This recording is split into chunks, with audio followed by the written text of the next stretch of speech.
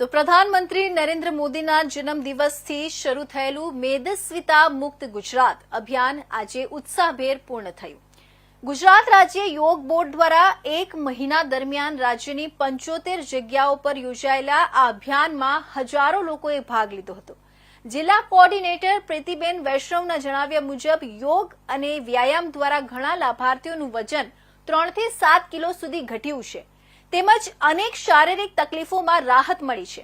આ અભિયાનનો હેતુ લોકોમાં સ્વસ્થ અને સંતુલિત જીવનશૈલી વિકસાવવાનો છે.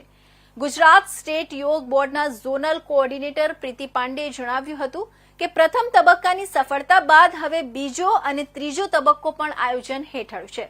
વલસાડ જિલ્લામાં બીજો તબક્કો 11 નવેમ્બરથી શરૂ થઈ 1 મહિના સુધી ચાલશે. આ તબક્કામાં વલસાડમાં અબ્રામા તડકેશ્વર મંદિર અને કોસંબા ખાતે થશે. ઉપરાંત વલસાડ જિલ્લામાં પારડી, ઉમરગામ અને વાપી ખાતે અલગ અલગ કેન્દ્રો પર યોગ અભ્યાસના કાર્યક્રમો યોજાશે, જેનાથી લોકો સ્વસ્થ ગુજરાતના સ્વપ્નને સાકાર કરી શકશે.